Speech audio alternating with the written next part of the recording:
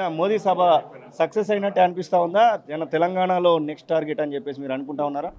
And మీరు success అయింది అనుకోవడం కాదు, చూశారు కదా అందరూ, మీరు కూడా చూశారు, మీరు కూడా సాక్ష్యం దానికి. కాబట్టి తప్పకుండా సక్సెస్ అయింది. ఇది ఒక రాజకీయంగా మంచి ఉత్సాహాన్ని, మంచి ఉత్తేజాన్ని, ఒక పండుగ వాతావరణం అయితే మనం చూసిన నిర్మాణం, దాన్ని బట్టి ఏంటంటే ప్రజలు బీజేపీ చూస్తున్నారని చెప్పేసి కూడా మనకు స్పష్టంగా కనబడ్డది. బండి సంజయ్ కొడుకు విషయంలో కొన్ని ఆరోపణలు వస్తూ ఉన్నాయి. పార్టీ స్టాండ్ ఏంటంటే ఏం చెప్తారు దానికి? పార్టీ స్టాండ్ ఉంటుంది, పార్టీ బండి సంజయ్తో ఉంటుంది. ఆయన చేసిన తప్పు కాదు కదా, ఆయన కుటుంబ సభ్యులు ఉన్నారు, అది ఇన్వెస్టిగేషన్లో ఉన్నది. Let the investigating agency take action. Modi నిన్న చాలా రకాలైనటువంటి మాటలు చెప్పడం జరిగింది. ప్రధానంగా ఒక 6-7 విషయాలను దేశ ప్రజలందరిని ఉద్దేశించి హైదరాబాద్ నుంచి సంకేతాలు ఇచ్చినటువంటి సందర్భం.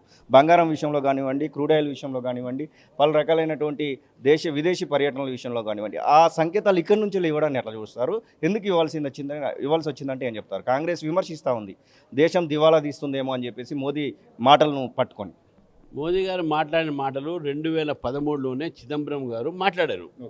మోదీ గారు కొత్తగా ఎప్పుడెప్పుడైతే దేశం కానీ ప్రపంచంలో కానీ సంక్షోభం ఉంటుందో అప్పుడప్పుడు ప్రభుత్వాల బాధ్యత ప్రజల్ని అప్రమత్తం చేయటము, ఏ విధంగా జాగ్రత్తగా ఉండాలని చేయటము.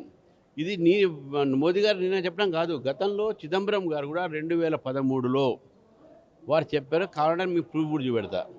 అందుకనే ప్రభుత్వంలో ఉన్నవాళ్ళు, ప్రభుత్వంలో గతంలో పరిపాలించిన వాళ్ళు ఇటువంటి బాధ్యత రహితమైన మాటలు మాట్లాడదు. నిన్న మోదీ గారు మాట్లాడింది ప్రజలను ఒక హితవు ఇచ్చారు, ఒక సలహా ఇచ్చారు.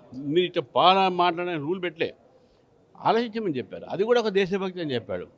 దాన్ని కూడా తప్పు పెడితే కాంగ్రెస్ వాళ్ళకి మనం ఏం చెప్పాలి? ఆహ్వానిస్తూ ఉన్నాడు ప్రధానమంత్రి నరేంద్ర మోదీ. స్వయంగా మీరు మా పార్టీలోకి రండి, మీకు మంచి సముచితమైనటువంటి స్థానం ఉంటుందంటూ మాట్లాడినటువంటి మాటలకు రేవంత్ కూడా స్మైల్లో సమాధానం చెప్పడం జరిగింది.